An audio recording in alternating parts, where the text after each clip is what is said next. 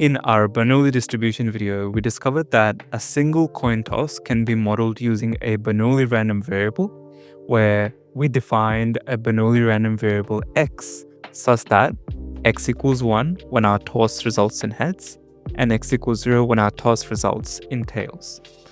Then we found that the probability of heads was some value p based on the coin toss, and the probability of tails was then logically 1 minus p.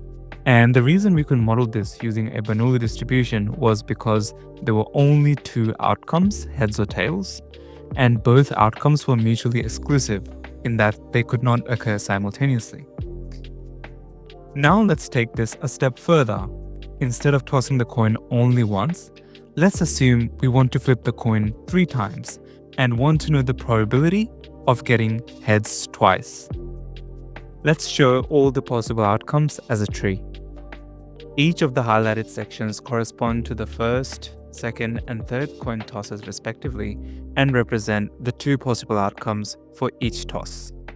An important thing to note here is each of the 3 tosses or trials are mutually independent. So that means that whether I get heads or tails in the first toss, it is not going to impact the probability of getting heads or tails in my second toss, and so on.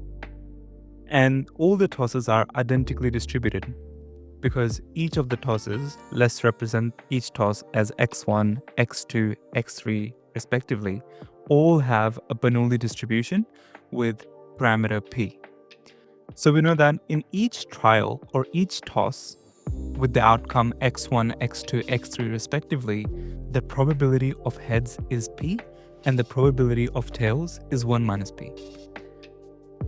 Looking at the tree, if I were to try to get 2 heads from 3 tosses, I could get heads, heads, tails with probability p times 1 minus p. I could also get heads, tails, heads with probability p times 1 minus p times p. And finally, I could also get tails, heads, heads with probability 1 minus p times p times p. The reason I can multiply along the branches of the tree is because, as we've established, each of the tosses are independent. And if I'm looking for 2 heads from 3 tosses, one of the tosses must necessarily be a tails. Adding all these probabilities together, we get our total probability of 2 heads in 3 tosses as 3p squared times 1 minus p. But interestingly, an alternate way to write this answer is like this. Instead of having to manually add up the probabilities, we can use combinatorics to our advantage, as counting the number of unique ways to get 2 heads from 3 possible tosses can simply be represented as 3 choose 2, because the order of the heads does not matter. We know that p squared will be a term because the probability of heads in a particular toss is p, and because we want 2 heads, we get p squared, or p to the power of 2. And finally, because we are tossing the coin a total of 3 times, the remaining number of tosses, in this case 3 minus 2 or 1 tosses, must be tails, with the probability of 1 minus p to the power of 3 minus 2. So if we generalize the above relationship that we've just discovered as finding the probability of k heads in n tosses, we can write this as n choose k, p to the power of k, 1 minus p to the power of n minus k. Generalizing it even more away from our analogy, this is the probability of getting k successes in n trials. And so if we were to then declare a random variable y with a binomial distribution with parameters n, which is the total number of trials, and p, which is the success probability of each trial, then this is the probability that y equals some number k. We can also see logically that y can be represented as the sum of independent and identically distributed Bernoulli random variables, because if we sum up x1, x2, and x3 in our example here, we want the sum to be equal to 2.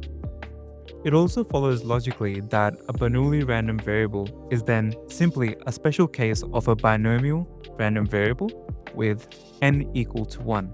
Because if you think about it logically, if we were to do a single coin toss, we could represent it as a Bernoulli random variable with success probability p.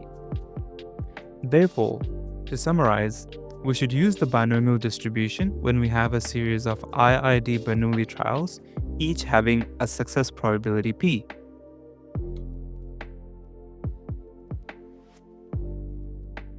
The expected value of a binomial random variable is NP, and the variance is NP1 minus P.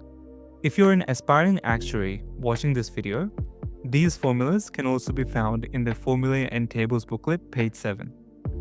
Another hot tip is that in pages 186 to 188 of the Formulae and Tables booklet, you can also find cumulative binomial probabilities of different values of N and P, which can be directly referenced in the exam to save time.